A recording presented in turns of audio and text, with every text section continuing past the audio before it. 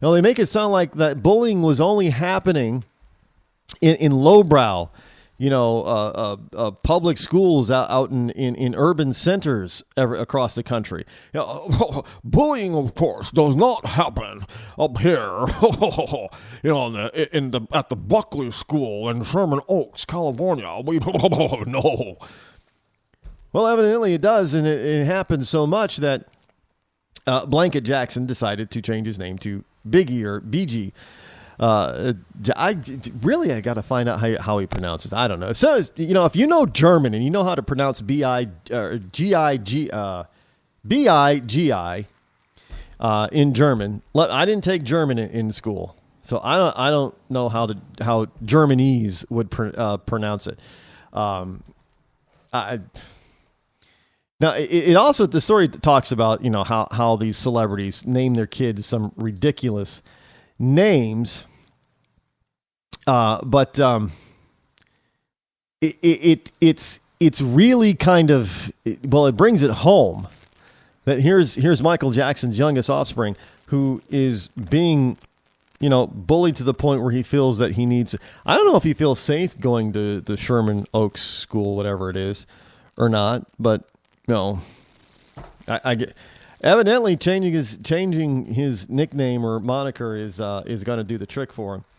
But this is something that parents do to their kids all too often. I mean, you got Frank Zappa's kids are Moon Unit and Dweezil, right? I mean, Dweezil? The hell is that? But he seemed to be okay with it. I don't know where you get Dweezil from. But he seemed to be okay with it. But I bring that story up because of parents doing things to their children. But here's the real story I wanted to bring you. DailyTribune.com has a story. Judge compares Bloomfield Hills children to Charles Manson. That is the title.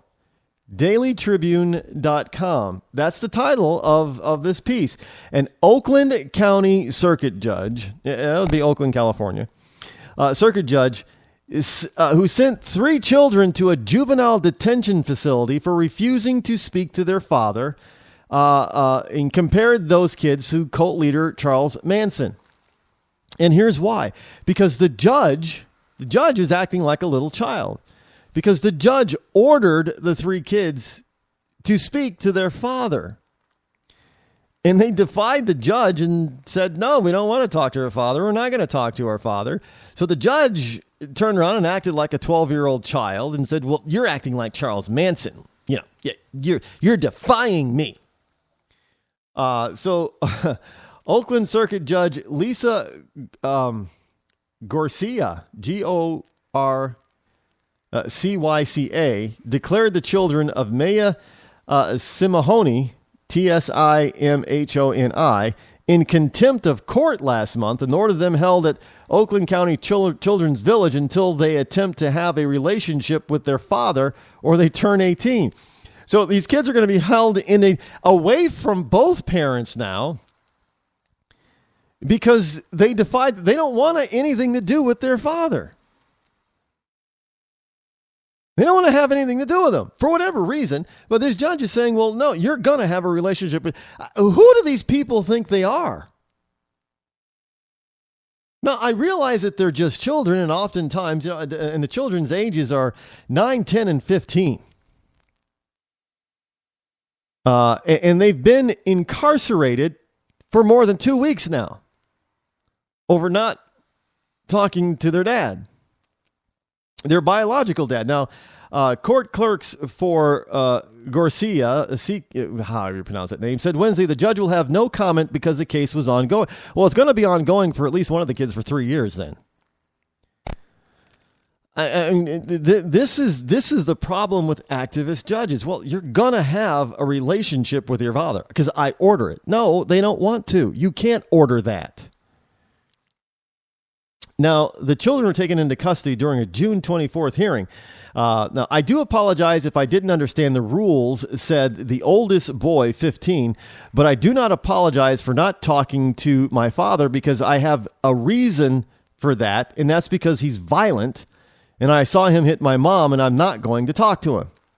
Now, the father hasn't been charged with any crime, by the way, just so you know, but the teen is saying, well, geez, he's a jerk. Now, the judge called the boy a defiant, contemptuous young man and asked him if there was anything he'd like to say about being sent to Children's Village. Now, the teen responded by saying, I didn't do anything wrong. The judge responded by saying, no, you did. I ordered you to talk to your father. You chose not to talk to your father. You defied a direct court order. It's direct contempt, so I'm finding you guilty of civil contempt. Now, tell me if I'm mistaken that this judge is sounding more childlike than the child. What judge orders a kid to talk to his parent? How do you do that? Are you also going to order them what to say to the parent that they don't want to talk to? How do you force a kid? Look, I fully this is about judicial overreach and getting too involved in people's lives, private lives. Now, I fully understand that a father or, the parent on the outs may want to reconcile and try to have a relationship with their kids, but that onus is on that parent who's on the outs because they're on the outs for a reason. Kids just don't, one day just say, well, I don't want anything to do with you. They don't there is a reason. Now, granted, sometimes that reason may be invented by the parent who's not on the outs. When you get in divorce and custody battles, one parent oftentimes will disparage the other parent and not allow the other parent to counter the point so the kids get a twisted, one-sided view of the other parent. I understand that. That happens sometimes. But normally, when you have one parent on the outs, it is simply because they have done something to put themselves there. Now, maybe the dad or the mom is violent. Maybe they hit the other spouse or they beat the kids or something. Or maybe they were neglectful. Whatever it is, they're on the outs for a reason. And the kids are saying, well, you know what? You're a jerk. We don't want to talk to you. And I fully understand that the dad might truly be remorseful for whatever he's done, and he wants to rekindle a relationship with his kids. But no judge is going to be able to force that. The kid, you put the kids in the same room with the dad, and what are they going to do? The father's going to do all the talking, and the kid's just going to look there. Most kids are just going to remain silent unless you say something to piss them off. So you can't force a child to talk to their parents. I mean, how naive and ridiculous is this? So you have this judge who has judicial overreach written all over, and she's acting more like a child than the children are. Now, I guess I'm not supposed to, point this out, I guess.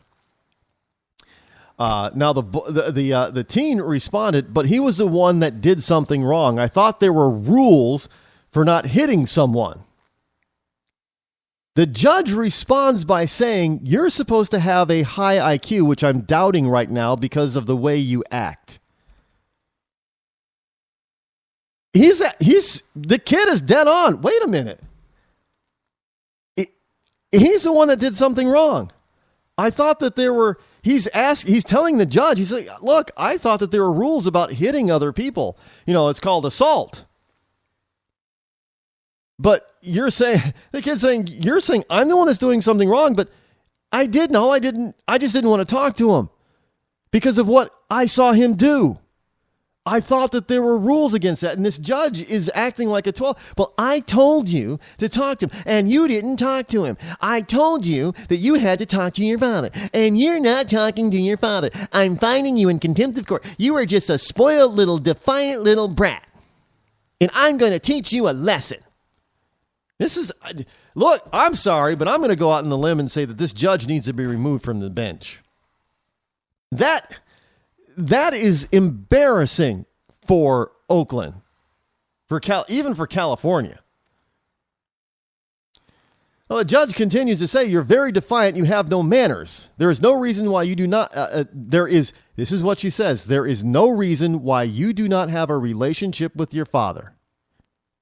Your father has never been charged with anything. Your father has never been convicted of anything. Your father doesn't have a personal protection order against him. Your father is well liked and loved by the community, his coworkers, his family, and his colleagues. You, young man, have got it wrong.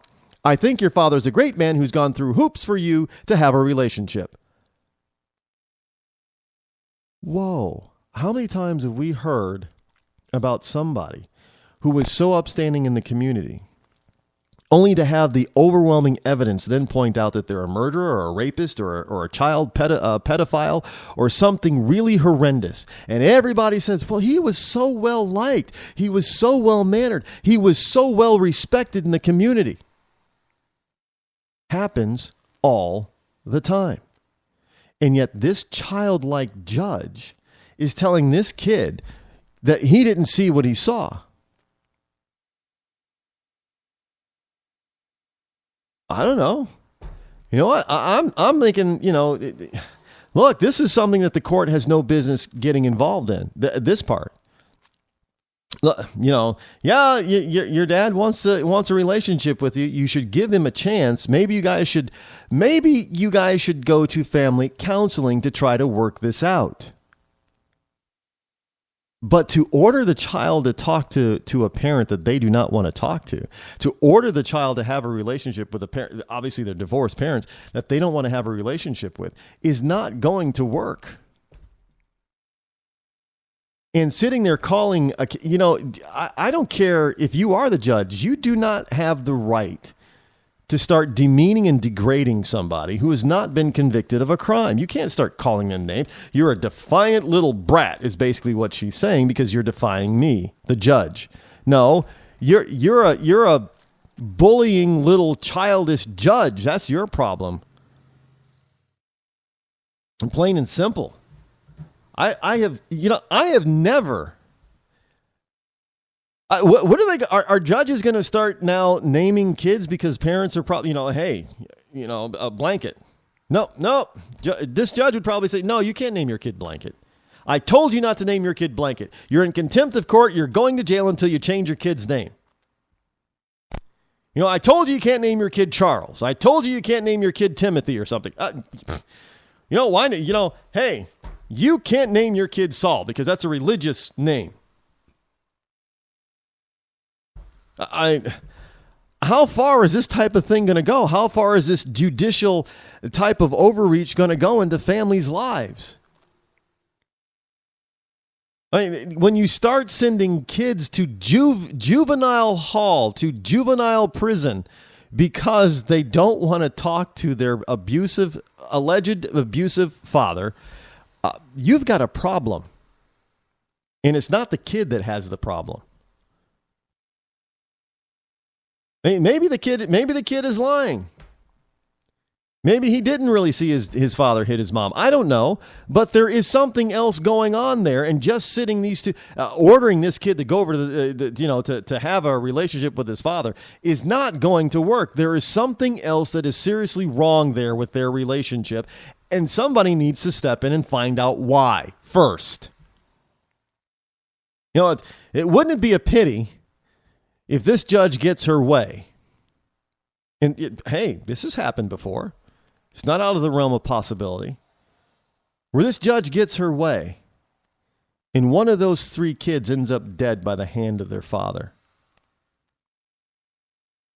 Now, has that happened before? Yes, it's happened before.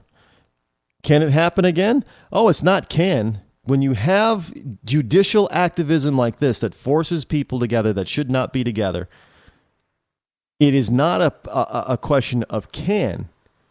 It's just a matter of a question of when is it going to happen again. And the people who never get in trouble for this kind of stuff, for this overreach, are judges. Judges never get in trouble for all the BS and trouble that they create and make.